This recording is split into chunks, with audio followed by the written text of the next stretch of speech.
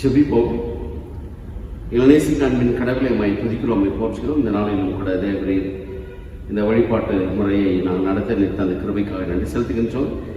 ஆராதனை உடைய கருத்தில் ஒப்புக் கொடுக்கின்றோம். உடைய பரிசுத்த பிரசன்னம் இருந்து ஆசீர்வதித்து வழிநடத்த வேண்டுமானால் ஜெபிக்கின்றோம். ஆராதனையில் பங்கு கொள்கின்ற ஒவ்வொரு குடும்பங்களையும் நபர்களையும் நீர் ஆசீர்வதியும். உங்களுடைய பிரசன்னம் இருந்து வழிநடத்த வேண்டுமாய் கர்த்தரும் மீட்புறமாற்ற இயேசுவின் மூலம் முக்கிய நல்ல பிதாவே. கிறிஸ்துவுக்குள் அன்பான பிளாட்புட் சபையின் இறை மக்களே, உங்கள் அனைவரையும் இயேசு கிறிஸ்துவின் இணைய நாமத்தினாலே வாழ்த்தி வரவேற்கின்றேன். இந்த ஆராதனையில் கடவுளுடைய பிரசன்னம் தொடர்ந்து நம்மோடு கூட இருந்து வழிநடத்த ஜெபிக்கின்றேன். இரண்டாம் ஆராதனை முறையை நாம் பின்பற்றுவோம். இறை வழிபாட்டு நூலில் பக்கம் 76. நாம் கடவுளை தொழுவோம். கடவுள் ஆவியாக இருக்கிறார். அவரை தொழுது கொள்கிறவர்கள் ஆவியோடும் உண்மையோடும் அவரை தொழுது கொள்ள வேண்டும். நம்முடைய பிதாவாகிய கடவுளாலும் கர்த்தராகிய இயேசு கிறிஸ்துவினாலும் உங்களுக்கு கிருபையும் சமாதானமும் உண்டாவதாக. இது கர்த்தர் உண்டு பண்ணின நாள், இதில் களி கூர்ந்து மகிழ கடவோம். பக்கம் 79. ஆண்டவரே, எங்கள் உதடுகளை திறந்தருளும், அப்பொழுது எங்கள் வாய் உம்முடைய புகழை அறிவிக்கும். பிதாவுக்கும் குமாரனுக்கும் பரிசுத்தாவிக்கும் மகிமை உண்டாவதாக. ஆதியிலும் இப்பொழுதும் எப்பொழுதுமான சதா காலங்களிலும் மகிமை உண்டாவதாக. ஆமென். திரியேக கடவுளை நாம் போற்றுவோம். சேனைகளின் கடவுளாகிய கர்த்தரே, நீர் பரிசுத்தர், பரிசுத்தர், பரிசுத்தர். வானமும் பூமியும் உமது மகிமையால் நிறைந்திருக்கின்றன. உன்னதத்திலே ஓசன்னா. கர்த்தரின் நாமத்தினாலே வந்தவரும் வருகிறவருமானவர் தோற்கடிக்கப்பட்டவர். உன்னதத்திலே ஓசன்னா. கடவுளே நீர் பரிசுத்தர், கடவுளே நீர் பரிசுத்தர். சர்வ வல்லவரே நீர் பரிசுத்தர், சர்வ வல்லவரே நீர் பரிசுத்தர். சாவாமை உடையவரே நீர் பரிசுத்தர், சாவாமை உடையவரே நீர் பரிசுத்தர். ஆண்டவரே, எங்களுக்காக சிலுவையில் அறிவுண்டைகளை மீட்பரே, எங்கள் மேல் கிருபையாயிரும். ஆண்டவரே, எங்களுக்காக சிலுவையில் அறிவுண்டைகளை மீட்பரே, எங்கள் மேல் கிருபையாயிரும். பரிசுத்த ஆவியாக ஆண்டவரே, எங்கள் மேல் கிருபையாயிரும். பரிசுத்த ஆவியாக ஆண்டவரே, எங்கள் மேல் கிருபையாயிரும். ஆண்டவரே, எங்கள் ஜபங்களையும் ஆராதனையும் ஏற்றுக்கொண்டு எங்கள் மேல் கிருபையாயிரும். ஆண்டவரே, எங்கள் மேல் மனதுருகி எங்கள் மேல் கிருபையாயிரும். பாவறிக்கை. நமக்கு பாவம் இல்லை என்போமானால் நம்மை நாமே வஞ்சிக்கிறவர்களாவோம். நமக்குள் உண்மை இல்லை.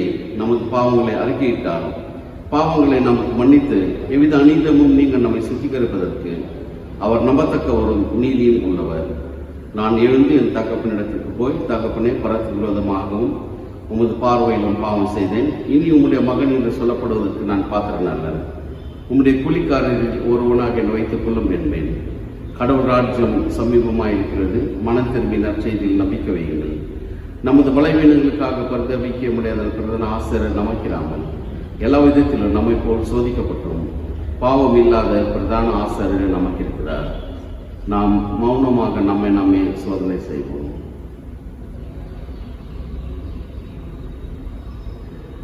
சர்வ வல்லமை உள்ள கடவுளத்தில் நாம் நமது பாவங்களை மனத்தாழ்மையாய் அறிக்கை செய்வோம். சர்வ வல்லமையும் மிகுந்த இறக்கமுள்ள பிதாவே, தப்பிப்போன ஆடுகளைப் போல நாங்கள் நம்முடைய வழிகளை விட்டு வழியை அலைந்து போனோம். எங்கள் இதயத்தின் யோசனைகளுக்கும் விருப்பங்களுக்கும் மிகவும் இணங்கி நடந்தோம். உமது பரிசுத்த கற்பனைக்கு விரோதமாய் குற்றம் செய்தோம். செய்யத்தக்கவைகளை செய்யாமல் செய்யத்தகாதவைகளை செய்து வந்தோம். எங்களுக்கு சுகமே இல்லை.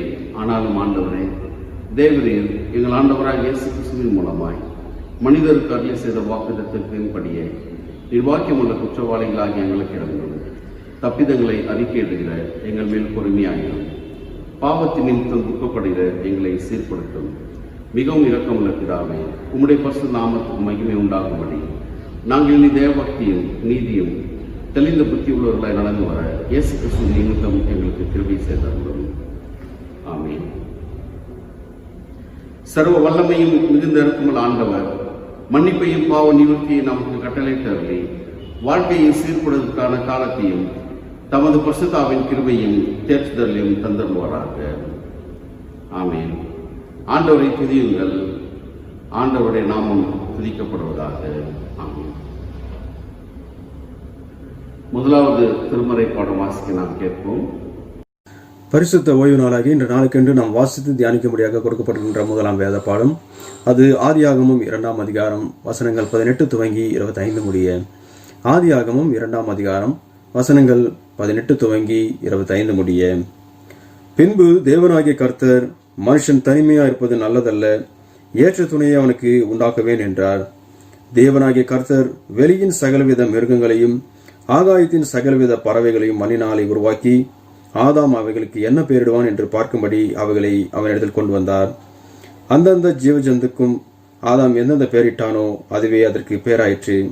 அப்படியே ஆதாம் சகலவித நாட்டு மிருகங்களுக்கும் ஆகாயத்து பறவைகளுக்கும் சகலவித காட்டு மிருகங்களுக்கும் பெயரிட்டான். ஆதாமுக்கோ ஏற்ற துணை இன்னும் காணப்படவில்லை. அப்பொழுது தேவனாகி கர்த்தர் ஆதாமுக்கு அயர்ந்த நித்திரையை வரப்பண்ணினார். அவன் நித்திரை அடைந்தான். அவர் அவன் விலா எலும்புகளில் ஒன்றை எடுத்து அந்த இடத்தை சதையினால் அடைத்தார். தேவனாகிய கர்த்தர் தாம் மனுஷனில் எடுத்த விலா எலும்பை மனுஷியாக உருவாக்கி அவளை மனுஷனிடத்தில் கொண்டு வந்தார். அப்பொழுது ஆதாம், இவள் என் எலும்பில் எலும்பும் என் மாம்சத்தில் மாம்சமாயிருக்கிறாள், இவள் மனுஷனில் எடுக்கப்பட்டபடியினால் மனுஷி எனப்படுவாள் என்றான். இதன் நிமித்தம் புருஷன் தன் தகப்பனையும் தன் தாயையும் விட்டு தன் மனைவியோடு இசைந்திருப்பான், அவர்கள் ஒரே மாம்சமாயிருப்பார்கள். ஆதாமும் அவன் மனைவியுமாகிய இருவரும் நிர்வாணிகளாய் இருந்தும் வெட்கப்படாதிருந்தார்கள் என்பதை வாசிக்கும்படியாக தெரிந்து கொள்ளப்பட்ட முதலாம் வேத பாடம் வாசித்தாயிற்று. இரண்டாவது திருமறை பாடம் வாசிக்க நாம் கேட்போம். எபிரேயர் 13ஆம் அதிகாரம் 1-6 வரை. சகோதர சிநேகிதம் நிலைத்திருக்க கடவுது, அந்நியரை உபசரிக்க மறவாதிருங்கள். அதனாலே சிலர் அறியாமல் தேவதூதரையும் உபசரித்ததுண்டு. கட்டப்பட்டிருக்கிறவர்களோடு நீங்களும் கட்டப்பட்டவர்கள் போல அவர்களை நினைத்து கொள்ளுங்கள். நீங்களும் சரீரத்தோடு இருக்கிறவர்கள் என்று அறிந்து தீங்கு அனுபவிக்கிறவர்களை நினைத்து கொள்ளுங்கள். விவாகம் யாவருக்குள்ளும் கனமுள்ளதாயும் விவாகமஞ்சம் அசூசிப்படாததாயும் இருப்பதாக. வேசி கல்லரையும் விபச்சாரக்காரரையும் தேவன் நியாயம் தீர்ப்பார். நீங்கள் பண ஆசை இல்லாதவர்களாய் நடந்து உங்களுக்கு இருக்கிறவைகளை போதுமென்று எண்ணுங்கள். நான் உன்னை விட்டு விலகுவதுமில்லை, உன்னை கைவிடுவதுமில்லை என்று அவர் சொல்லுகிறாரே. அதனாலே நாம் தைரியம் கொண்டு, கர்த்தர் எனக்கு சகாயர், நான் பயப்படேன், மனுஷன் எனக்கு என்ன செய்வான் என்று சொல்லலாமே. வாசிக்க வேண்டிய 2ஆம் வேத பாடம் வாசித்தாயிற்று. மூன்றாவது திருமறை பாடம் வாசிக்க நாம் கேட்போம். கொடுக்கப்பட்ட வேத பகுதி மத்தேயு சுவிசேஷம் 19ஆம் அதிகாரம் வசனங்கள் 3 தொடங்கி 6 வரை வாசிக்க கேட்போம். அப்பொழுது பரிசேயர் அவரை சோதிக்க வேண்டுமென்று அவரிடத்தில் வந்து, புருஷனானவன் தன் மனைவியை எந்த முகந்தரத்தினாலும் தள்ளி விடுவது நியாயமா என்று கேட்டார்கள். அவர்களுக்கு அவர் பிரதியுத்தரமாக, ஆயிலே மனுஷரை உண்டாக்கினவர் அவர்களை ஆணும் பெண்ணுமாக உண்டாக்கினார் என்பதையும், இது நிமித்தம் புருஷனானவன் தன் தகப்பனையும் தாயும் விட்டு தன் மனைவியோடு இசைந்திருப்பான், அவர்கள் இருவரும் ஒரே மாம்சமாய் இருப்பார்கள் என்று அவர் சொன்னதையும் நீங்கள் வாசிக்கவில்லையா? இப்படி இருக்கிறதினால் அவர்கள் இருவராயிராமல் ஒரே மாம்சமாய் இருக்கிறார்கள். ஆகியால் தேவன் இணைத்ததை மனுஷன் பிரியாதிருக்க கடவன் என்றார் என்பதை வாசிக்க வாசித்து முடிந்தாயிற்று.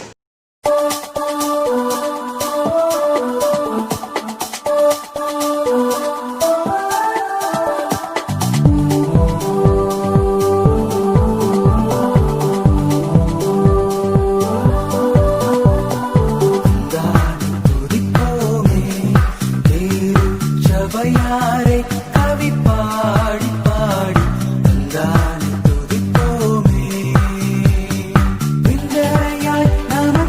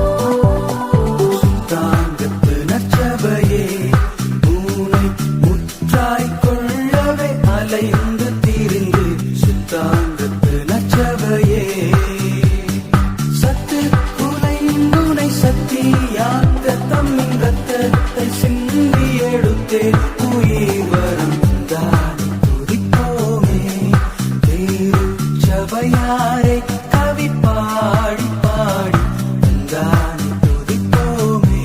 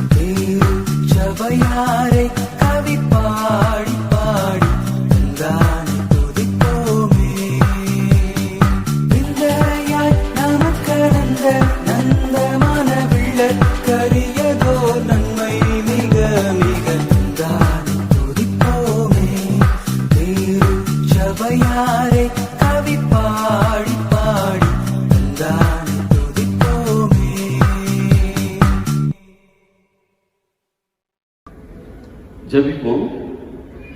அன்பின் கடவுளே, இந்த நேரத்திலும் கூட உடைய வார்த்தைகளை நாங்கள் தியானிக்கின்ற பொழுது தெய்வ தாமே நீங்கள் எங்களோடு கூட பேச வேண்டுமாய் கர்த்தரும் மீட்பருமாகிய இயேசுவின் மூலம் ஜெபிக்கிறோம் பிதாவே.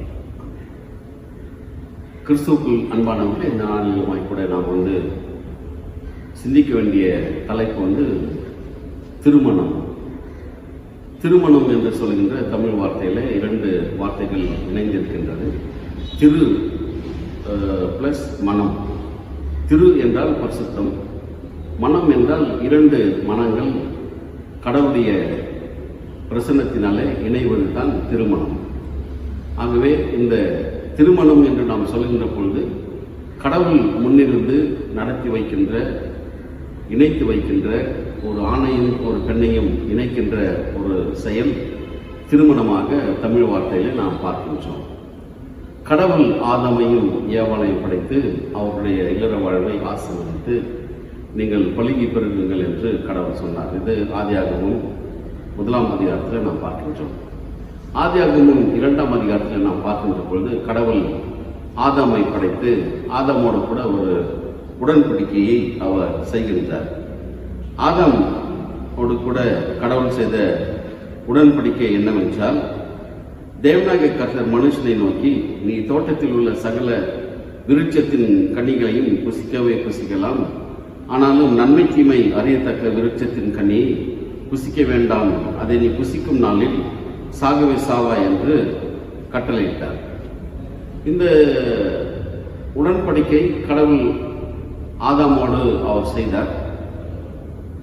ஆதாமோடு செய்த உடன்படிக்கை ஆதாமோடு அவருடைய மனைவியோடு செய்த உடன்படிக்கையாக நாம் பார்க்கின்றோம். இது கடவுள் முதலில் செய்த உடன்படிக்கை. ஒரு ஆணும் பெண்ணும் திருமண வாழ்விலே இணைகின்ற அந்த இணைப்பு கூட உடன்படிக்கையாக சொல்லப்படுகின்றது. ஏனென்றால் ஒவ்வொரு உடன்படிக்கையிலும் நீங்கள் பார்க்கிறீர்கள், அதை 2 பக்கமாக இருக்கின்றது. முதலாவது எப்படி இந்த உடன்படிக்கை ஆரம்பித்தது? பலனுள்ள ஒரு அரசனிடம் பலன் குறைந்த ஒரு அரசன் போய், பக்கத்தில் இருக்கின்ற நாடுகள் எங்கள் மீது போர் தொடுத்து வந்தால் நீங்களை காப்பாற்ற வேண்டும், அதற்கு நான் என்ன கொடுக்க வேண்டும், நான் என்ன பணமோ அல்லது பொருளோ என்ன கொடுக்க வேண்டும் என்று நீங்கள் சொன்னால் அதை நான் கொடுக்கிறேன் என்று ஒரு உடன்படிக்கை செய்வார்கள். ஆனால் கடவுள் மனிதனோடு உடன்படிக்கை செய்த பொழுது கடவுள் படைத்தவராக இருக்கின்றார், படைத்தவரே படைப்பினிடம் உடன்படிக்கை செய்கின்றார். திருமண வாழ்விலே ஒரு ஆணும் ஒரு பெண்ணும் உடன்படிக்கை செய்கின்ற பொழுது, வாக்குறுதிகளை கொடுக்கின்ற பொழுது சமமாக நிலையிலே இருந்து அவர்கள் வாக்குறுதிகளை கொடுக்கின்றார்கள். அந்த வாக்குறுதிகளின் அடிப்படையில் தங்களுடைய வாழ்வை அமைத்துக் கொள்வோம் என்கின்ற ஒரு உறுதிமொழி அந்த இடத்துல அவர்கள் எடுக்கின்றார்கள். அந்த இடத்துல நாம் பார்க்கின்ற ஒரு அக்ரிமெண்ட் அந்த இடத்துல நடக்கின்றது, ஒரு ஏற்றுக்கொள்ளுதல் அந்த இடத்துல நடக்கின்றது.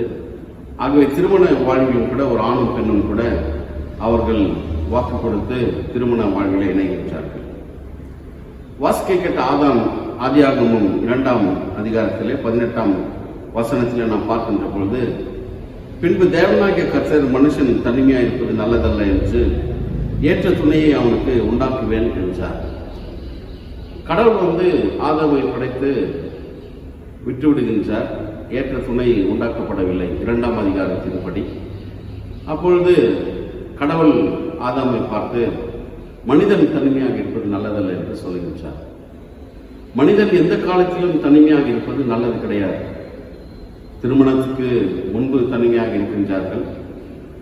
ஆனால் அதே சமயத்திலே திருமணம் ஆன பிறகு கூட ஒரு சில குடும்பங்களிலே கணவன் மனைவி பிரிந்து வாழ்கின்ற, தனிமையில் வாழ்கின்ற ஒரு நிலைமை இருக்கின்றது.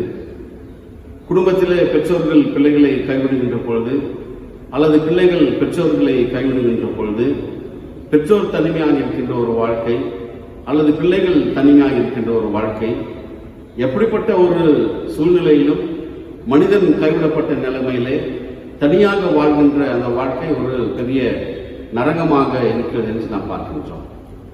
உதாரணத்துக்கு நேற்று ஃபேஸ்புக்கில் ஒரு மெசேஜ் போட்டாங்க. கொரோனாவிலிருந்து ஒருத்தர் சுகமடைந்து வீடு போறார். கொரோனாவிலிருந்து சுகமடைந்து வீடு போன அவரை குடும்பத்தின் மக்கள், உறவினர்கள், நண்பர்கள் தள்ளி வைக்கின்றார்கள், ஏற்றுக்கொள்ளவில்லை. அப்படி ஏற்றுக்கொள்ளாமல் போகின்ற அந்த சூழ்நிலை அவர் தனிமைப்படுத்தப்படுகின்றார். தனிமைப்படுத்தப்பட்டது நல்லது இல்லை. அவர் சூசைட் பண்ணிட்டார். அவர் மரித்து போனார். கொரோனாவில் சாவல, அவராகவே செத்துட்டார்.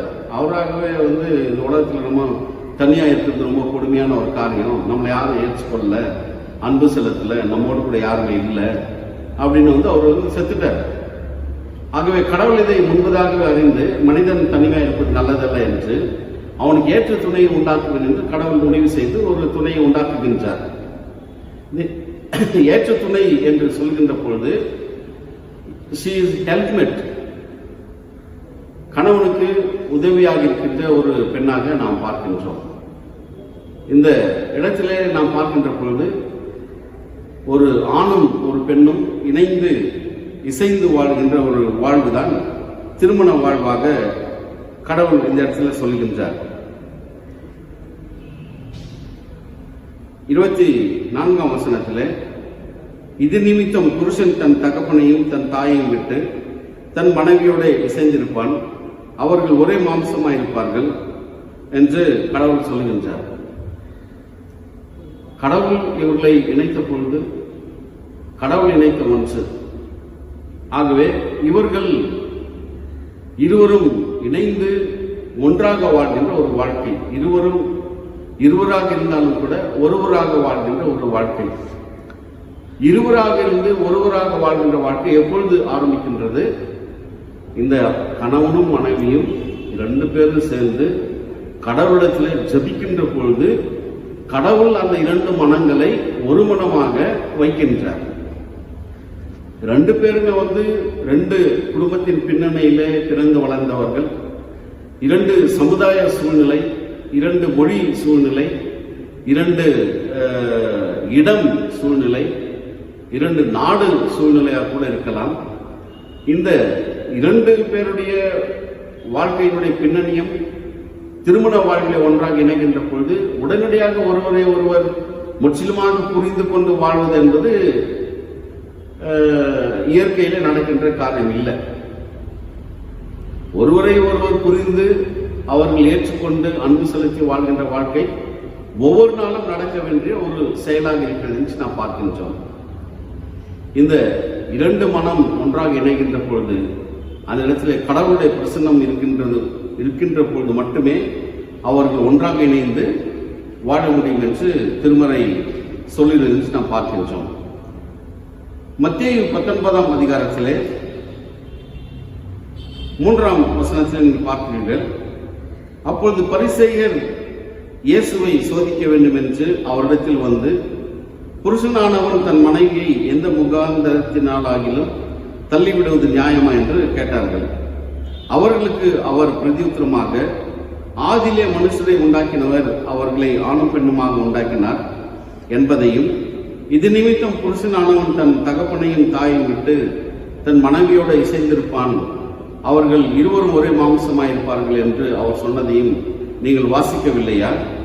இப்படி இருக்கிறபடினால் அவர்கள் இருவராயிராமல் ஒரே மாம்சமாய் இருக்கிறார்கள். ஆகையால் தேவன் இணைத்ததை மனுஷன் பிரிக்காதிருக்க கடவன் என்றார். பரிசேயர் இயேசு கிறிஸ்துவிட்ட கேள்வி கேட்கிறாங்க. இந்த மாதிரி ஒரு புருஷன் ஒரு கணவன் மனைவியை எந்த காரணத்தினாவது பிரிச்சு வைக்கலாமா, தள்ளி வைக்கலாமா, டைவர்ஸ் பண்ணலாமா அப்படின்னு கேட்கிறாங்க. இயேசு கிறிஸ்து சொல்றாரு, அவர்கள் இருவரும் ஒரே மாம்சமாக இருக்கிறார்கள். இருவராக இருந்தாலும் ஒருவராக இருக்கிறார்கள்.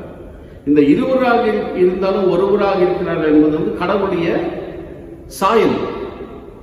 கடவுளுடைய சாயலிலே படைக்கப்பட்ட ஆணும் பெண்ணும் பிதா குமாரன் பரிசுத்த ஆவியின் சாயலிலே படைக்கப்படுகிறார்கள். மூவரில் ஒருவராக, ஒருவரில் மூவராக கடவுள் இருக்கின்றார்.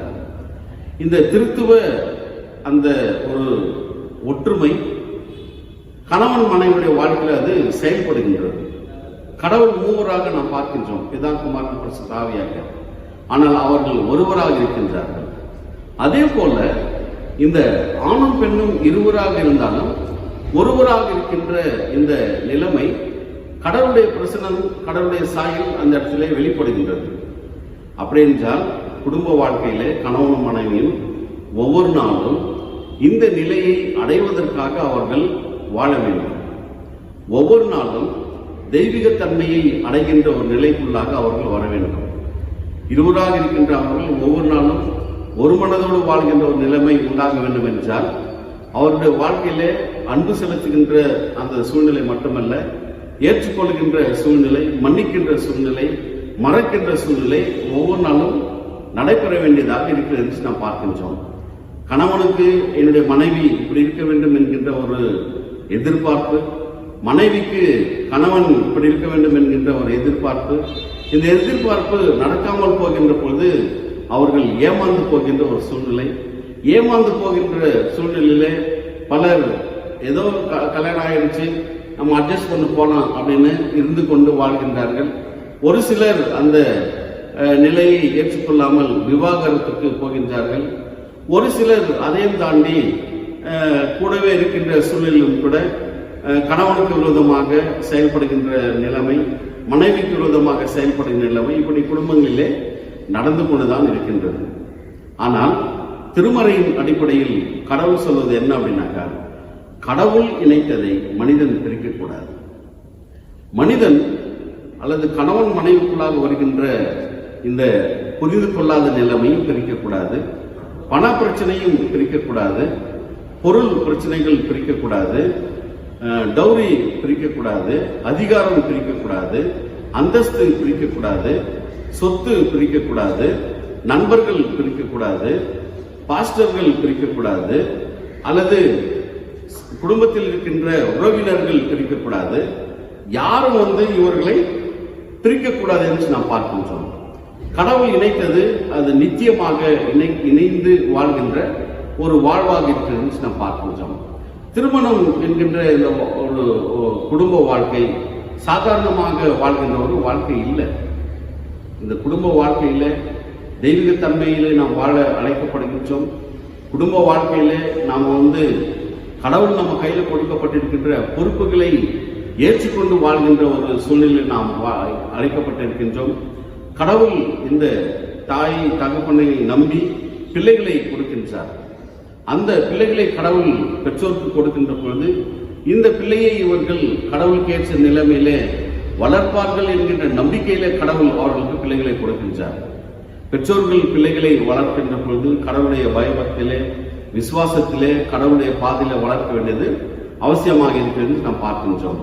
ஆகவே இந்த திருமண வாழ்வு, திருமணம் என்று நாம் சொல்கின்ற பொழுது இது கடவுள் தன்மையை சார்ந்து வாழ்கின்ற ஒரு வாழ்வாக, பரலோகத்தின் தகவல்களை கொண்டு வாழ்கின்ற ஒரு வாழ்வாக இருக்கிறது என்று நாம் பார்க்கின்றோம். அப்படி வாழ கடவுள் நம்மை ஆசீர்வதித்து காத்துக்கொள்வாராக. அப்போஸ்தலர் விசுவாச பிரமாணத்தை நாம் ஏறெடுப்போம். நாம் அனைவரும் சேர்ந்து சொல்லுவோம். வானத்தையும் பூமியையும் படைத்த சர்வ வல்லமையுள்ள பிதாவாகிய தேவனை விசுவாசிக்கிறேன். அவருடைய ஒரே குமாரனாகிய நம்முடைய நாதர் இயேசு கிறிஸ்துவை விசுவாசிக்கிறேன்.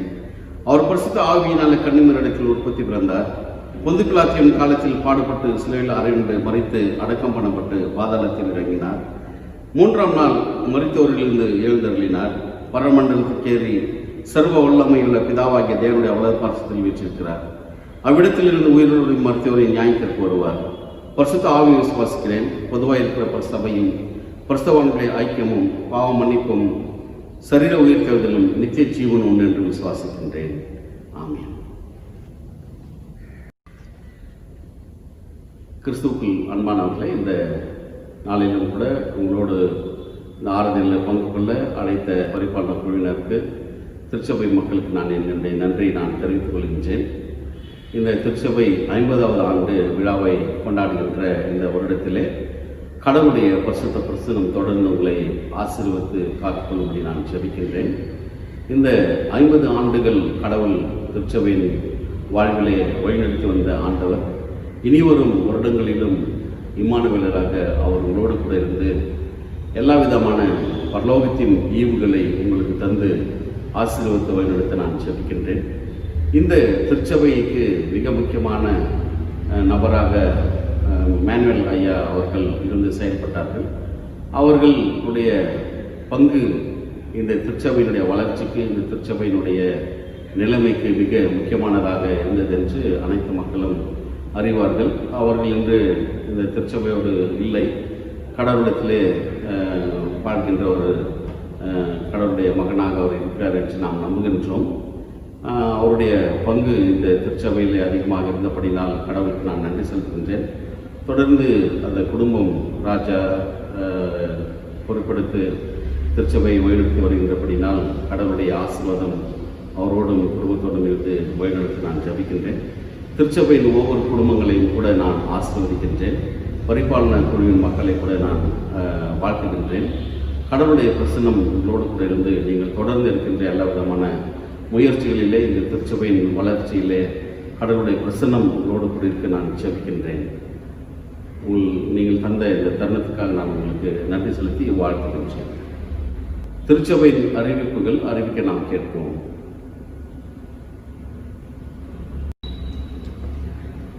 இந்த நாளிலே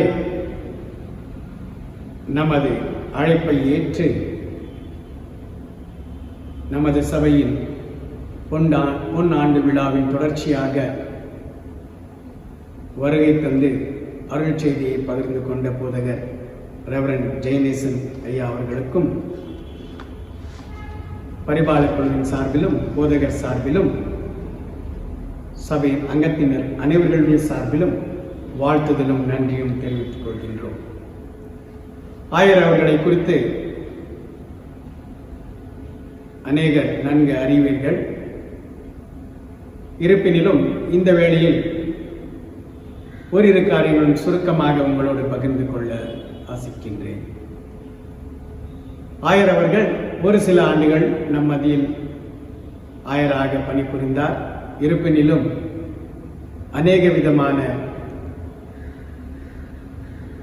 மனதில் உள்ள வழிபாடுகளும் நிகழ்வுகளும் நிகழ்ச்சிகளும் நடத்தின ஒரு ஆயர். எந்த ஒரு காரியங்களிலும் முறைமையாக சரிவர செய்கின்ற ஒரு ஆயர். குறிப்பாக வாலிபர்களை உற்சாகப்படுத்துகின்ற ஒரு ஆயராகவும், அநேகருக்கு நல் வழிகளை திருச்சபையில் ஈடுபாடோடு செயல்பட ஊக்குவித்த ஒரு ஆயராகவும், அதற்கு சாட்சியாக இந்நாளில் இச்சபையின் செயலரும் பொருளர் இருக்கிறார்கள் என்றால் அது மிகையாகாது. உடல் தூய்மையும் ஆன்மீக வாழ்வின்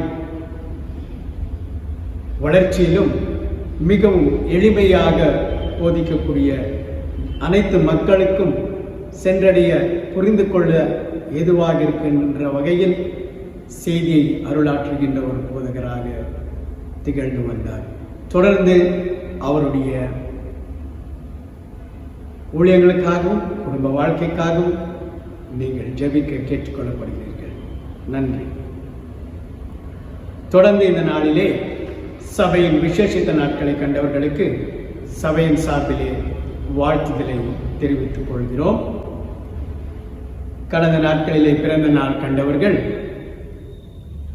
திரு Madan Joseph, Miss Sandhya Victor, Mister D Michael, Mrs Kanchana Selvamani, Mrs Jennifer Edwin, Mrs Arulmozhi Manuel, Mister Y Daniel, Mrs Evangeline Reena Kumari John, Miss Blessina Joy Ramesh, Mrs Anitha Victor Madhu, Mister Tarun Parthiban, Mister Swaminathan, Mister Joshua Premakumar Vijayan, Mister Arunkumar Natraj.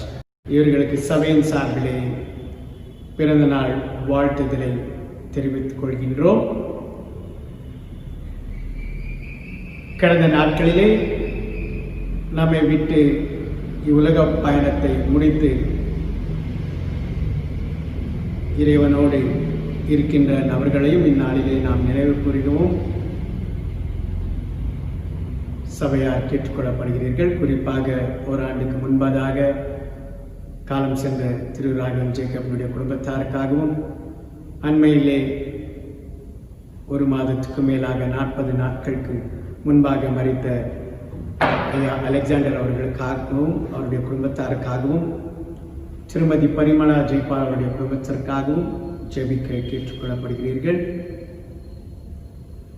தொடர்ந்து சபையின் அனைத்து காரியங்களிலும் நீங்கள் ஜெபத்துடன் தாங்கும்படியாக கேட்டுக்கொள்ளப்படுகிறீர்கள். ஜெபம் செய்வோம். எல்லா நன்மைக்கு ஊற்றுக்கு காரணமாயிருக்கிற அன்பின் ஆண்டவரே, இந்த நாளிலே நீர் செய்த அனைத்து நன்மையான ஈவுகளுக்காக உம்மிடத்தில் பெற்றுக்கொண்ட அனைத்து விதமான ஆசீர்வாதங்களுக்காக நன்றி செலுத்துகின்றோம். குறிப்பாக இந்த நாளிலே எங்களோடு தேவ செய்தியை பகிர்ந்து கொண்ட போதகர் ஜெனேசன் ஐயா அவர்களுக்காகவும், அவருடைய ஊழியர்களுக்காகவும், அவருடைய குடும்ப வாழ்க்கைக்காகவும் தொடர்ந்து நீர் அவரை வழிநடத்த வேண்டும். நீர் அவர்களை பலப்படுத்தி ஆட்கொண்டு வருகின்ற நாட்களில் சிறப்பாக செயல்பட நீர் தாமே கிருபை புரிந்தள்ள வேண்டுமாய் விண்ணப்பிக்கின்றோம். சபையிலே நன்மையான வரங்களை பெற்றுக்கொண்டு இன்னொரு ஆண்டை வாழ்விலை காண செய்த கிருபைக்காக அவர்களோடு இணைந்து உம்மை துதிக்கிறோம், உம்மை போற்றுகிறோம், புகழுகிறோம். இம்மட்டுமாக தங்களுடைய வாழ்விலே நீர் பாதுகாத்து பராமரித்து போஷித்து வழிநடத்தி வந்த தயவுக்காக நன்றி செலுத்துகின்றோம். உம்முடைய சித்தத்தின்படி உம்முடைய நேரத்தின்படி அவர்களுக்கு ஏற்ற காலங்களிலே வாய்க்க செய்த அனைத்து விதமான நன்மைக்கு நன்றி செலுத்துகின்றோம். சபை நாயருக்காகவும் அவருடைய குடும்பத்தாருக்காகவும் பிள்ளைகளுக்காகவும் வேண்டுதல் செய்கின்றோம். அவர்களையும் தொடர்ந்து நீர் பொறுப்படுத்திக் கொள்ளும், வழி நடத்தியலும் தேவையான சுகம் பல ஜீவனாயிலும் கொடுத்து உம்முடைய மந்தையை வழிநடத்துகின்ற சிறப்பான ஊழியத்தில் இன்னும் செயல்படுவதாக நீர் கிருபை புரிந்தருளும். குறிப்பாக இந்த நேரத்தில் வியாதியில் இருக்கிறவர்களுக்காகவும் இந்த கொடிய நோயை தாக்காதபடிக்கு தடுப்பு வேலைகளில் ஈடுபட்டிருக்கிற அரசு ஊழியர்களுக்காகவும், தனியார் ஊழியர்களுக்காகவும், மருத்துவமனை ஊழியர்களுக்காகவும் வேண்டுதல் செய்கின்றோம். அவர்களையும் தொடர்ந்து பலப்படுத்தி இந்த சேவையின் பணியில் இன்னும் சிறப்பாக அவர்கள் செயலாற்ற அவர்களுக்கு போதுமான ஞானத்தையும் அன்பையும் கொடுத்து வழிநடத்த வேண்டுமாய் விண்ணப்பிக்கின்றோம். அவனமாக சுகமாக இருந்து இல்லங்களிலே ஓய்வு பெற்றுக்கொண்டு வருகின்ற ஒவ்வொருத்தருக்காகவும் நாங்கள் வேண்டுதல் செய்கிறோம். அவர்களையும் நீர் பொறுப்படுத்திக் கொள்ளும், வழி நடத்தியலும் அவர்களையும் நீர் பரிபூர்ண சுகத்தையும் அளிக்க வேண்டுமாய் விண்ணப்பிக்கின்றோம். அண்மையிலே எங்களை விட்டு மறைந்த இழப்பில் துக்கத்தில் இருக்கின்ற ஒவ்வொரு குடும்பத்தாருக்காகவும் வேண்டுதல் செய்கின்றோம். தந்தையே, குறிப்பாக ராகவன் ஜேக்கப் அவருடைய குடும்பத்தாருக்காகவும், அலெக்சாண்டர் ஐயா அவர்களுடைய குடும்பத்தாருக்காகவும், பரிமளா ஜெய்பால் அவர்களுடைய குடும்பத்தாருக்காகவும் வேண்டுதல் செய்கின்றோம். அவர்கள் விட்டு சென்றிருக்கின்ற ஒவ்வொரு உறவினர்களுக்காகவும் ஒவ்வொரு உறவுகளுக்காகவும் தொடர்ந்து அவர்கள் செய்து வந்த நற்கிரியையின் பணிகளை நாங்கள் செயலாற்றவும் அந்த குடும்பத்தின் சார்பில் அவர்களும் அதில் ஐக்கியத்துடன் செயல்படவும் நிறுத்தாமை கிருபை புரிந்துள்ளோம். இறைவா, இந்த நேரத்தில் பலவிதமான சூழல்களிலும் பலவிதமான இன்னல்களிலும் இக்கட்டில்களில் இருக்கின்ற ஒவ்வொரு பிள்ளைகளையும் வேண்டுதல் செய்கின்றோம். லெபனானில் ஏற்பட்ட அந்த விபத்துக்காகவும், அண்மையிலே நமது நாட்டில் கேல்கட்டில் ஏற்பட்ட விமான விபத்துக்காகவும், அதிலே இருக்கின்ற ஒவ்வொரு குடும்பத்தாருக்காகவும் வேண்டுதல் செய்கின்றோம். அவர்களுக்கு நீர்த்தாமை ஆறுதலையும் தேறுதலையும் பலனையும் ஏற்ற உதவிகளையும் நீர் ஏற்ற நேரத்தில் வாய்க்க செய்த வேண்டுமாய் விண்ணப்பிக்கின்றோம். இறைவா, இந்த வழிபாடிலே எங்களோடு இருந்து உம்முடைய திருவசனத்தை தியானிக்கவும் பாடல்கள் வழியாக துதிக்கவும் அனைத்து உள்ளங்களுக்காகவும் வேண்டுதல் செய்கின்றோம். அவர்களை தொடர்ந்து நீர் வழி நடத்தியர்களும் நாங்கள் மீண்டுமாக திருச்சபையின் ஆலயத்தில் கூடும் வரைக்கும் எங்களுடைய சிந்தையிலும் செயலிலும் உம்முடைய பிள்ளைகளாக நாங்கள் தொடர்ந்து ஜீவிக்க நீர்த்தாமை எங்களை மாற்றி தேற்றி பலப்படுத்தி வழிநடத்த வேண்டுமாய் கர்த்தர் மீட்பராகிய இயேசு கிறிஸ்து நாமத்திலே வேண்டிக் கொள்கிறோம் தந்தையே. ஆமென்.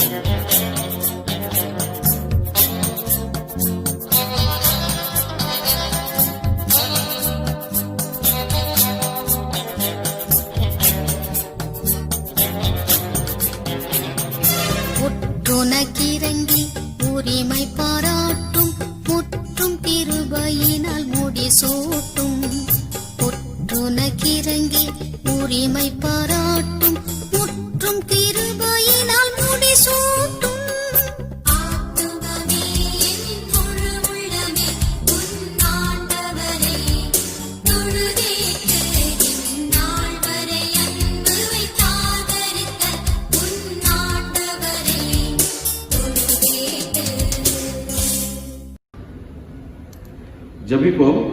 கர்த்தர் உங்களோடு இருப்பாராக, அவர் உமது ஆவியோடும் இருப்பாராக. ஜெபம் செய்வோம். கர்த்தாவே எங்களுக்கு இறங்கும், கிறிஸ்துவே எங்களுக்கு இறங்கும், கர்த்தாவே எங்களுக்கு இறங்கும். பரமண்டலங்களில் இருக்கிற எங்கள் பிதாவே, உம்முடைய நாமம் பிரசித்தப்படுவதாக, உம்முடைய ராட்சம் வருவதாக, உம்முடைய சித்தம் பரமண்டலத்திலே செய்யப்படுவது போல பூமியிலேயும் செய்யப்படுவதாக. அன்றன்றுள்ள எங்கள் அப்பத்தை எங்களுக்கு இன்று தாரும். எங்களுக்கு விரோதமாக குற்றம் செய்கிறவர்களுக்கு நாங்கள் மன்னிக்கிறது போல எங்கள் குற்றங்களை எங்களுக்கு மன்னியும். எங்களை சோதனைக்கு உட்பட பிரவேசிக்க பண்ணாமல் தீமை நின்று எங்களை ரட்சித்துக் கொள்ளும். ராஜ்யமும் வல்லமையும் மகிமையும் என்று நினைக்க முடியவில்லை. ஆமென். ஆண்டவரே, உமது இரக்கத்தை எங்களுக்கு காண்பியும், உம்முடைய ரட்சிப்பை எங்களுக்கு அருளி செய்யும். ஆண்டவரே, எங்களை ஆளுபவர்களை வழிநடத்தும். அவர்களுக்கு பரத்திலிருந்து வரும் ஞானத்தை கொடுத்தருளும். உம்முடைய பணிவிடைக்காரருக்கு நீதியை தற்பியும். நீர் தெரிந்து கொண்ட ஜனத்தை சந்தோஷப்படுத்தும். ஆண்டவரே, உமது ஜனத்தை ரட்சியும். உம்முடைய சுதந்திரத்தை ஆசீர்வதியும். ஆண்டவரே, எங்கள் காலத்தில் சமாதானத்தை தந்தருளும். தேவரிலே அல்லாமல் உலகத்தை ஆளுபவர் வேறு ஒருவரும் இல்லை. கடவுளே, எங்கள் இதயத்தை சுத்திகரியும். உம்முடைய பரிசுத்த ஆவியை எங்களிடத்திலிருந்து எடுத்துக்கொள்ளாதேயும். சமாதானத்துக்காக நாம் ஜெபம் செய்வோம். சமாதானத்துக்கு காரணமும் ஏக சிந்தையை விரும்புவோருமாகிய கடவுளே, உம்மை அறிவதே நித்திய ஜீவன், உம்மை சேவிப்பதே மெய் சுயாதீனம். தேவர்களை தஞ்சமாக கொண்டிருக்கிற உமது அடியாராகிய நாங்கள் எந்த விரோதிகளுடைய வல்லமைக்கும் பயப்படாதிருக்கும்படியாக எங்கள் சத்துக்கள் செய்கிற எல்லா பிரயத்திலும் நின்று எங்கள் ஆண்டவர் இயேசு கிறிஸ்து நிமித்தம் இயேசு கிறிஸ்துவின் வல்லமையினால் எங்களை காப்பாற்றியருளும். ஆமென். பொதுவான தோத்திர ஜெபத்தை நாம் ஏறெடுப்போம். சர்வ வல்லமையுள்ள கடவுளே, சர்வ ஜீவ தயவர பிதாவே, அபத்திரரான நமது அடியாராகிய எங்களுக்கும் மற்றெல்லா மனிதருக்கும் தேவரீர் அருளி செய்த பற்பல கிருபைகளுக்காகவும் அன்புள்ள தயவுக்காகவும் நாங்கள் மிகுந்த தாழ்மையோடும் முழு இதயத்தோடும் உமக்கு தோத்திரம் செலுத்துகிறோம். தேவரீர் எங்களை படைத்ததற்காகவும் காப்பாற்றுவதற்காகவும் இமைக்குரிய எல்லா ஆசீர்வாதங்களுக்காகவும் உம்மை துதிக்கிறோம். சிறப்பாக எங்கள் ஆண்டவராக இயேசு கிறிஸ்துவினாலே உலகத்தை மீட்டுக் கொண்ட விலை மதியாத உமது அன்புக்காகவும் கிருபையின் எத்தனங்களுக்காகவும் மகிமை அடைவோம் என்கின்ற நம்பிக்கைக்காகவும் உமக்கு தோத்திரம் செலுத்துகிறோம். நாங்கள் உண்மையாய் நன்றி அறிந்த இதயமுள்ளவர்களாக இருக்கவும், எங்களை உமது ஊழியத்துக்கு ஒப்புக் கொடுத்து எங்கள் வாழ்நாள் எல்லாம் உமக்கு முன்பாக பரிசுத்தமும் நீதி உள்ளவர்களாய் நடக்கவும், எங்கள் வாக்கினாலே மாத்திரமல்ல எங்கள் நடக்கையினாலேயும் உம்முடைய புகழை பிரஸ்தாபப்படுத்தவும், தேவருக்கு செய்த உபகாரங்கள் எல்லாவற்றையும் உணர்ந்து கொள்ளும் உணர்வை எங்களுக்கு அறிவு செய்ய வேண்டும் என்று எங்கள் ஆண்டவராக இயேசு கிறிஸ்துவின் மூலமாய் வேண்டிக் கொள்கிறோம். அவருக்கும் தேவரிற்கும் பரிசுத்த ஆவிக்கும் எல்லா மேன்மையும் மகிமையும் சதா காலமும் உண்டாவதாக. ஆமென். இத்தருணத்தில் ஒருமனப்பட்டு உம்மை நோக்கி எங்கள் பொதுவான விண்ணப்பங்களை செய்ய எங்களுக்கு கிருபை அளித்த சர்வ வல்லமையுள்ள கடவுளே, 2 பேராவது 3 பேராவது என் நாமத்தினாலே கூடி வரும்போது அவர்கள் கேட்கிறவைகளை அருளி செய்வேன் என்று வாக்களித்திருக்கிறீர்கள். கர்த்தாவே, உமது அடியாராக எங்களுக்கு வேண்டிய நன்மைகள் உண்டாக எங்கள் விருப்பங்களையும் வேண்டுதல்களையும் இப்பொழுது நிறைவேற்றி இம்மையிலே உம்முடைய சத்தியத்தை அறிகிற அறிவையும் மறுமையில் என் ஜீவனை எங்களுக்கு கட்டளையிட்டுள்ளோம். ஆமென். நம்முடைய கர்த்தராகிய இயேசு கிறிஸ்துவின் கிருபையும் பிதாவாகிய தேவனுடைய அன்பும் பரிசுத்த ஆவியான வழிநடத்தலும் பேரணமான சுகமும் உங்கள் அனைவரும் ஆசீர்வதிப்பார். ஆமென். நன்றி.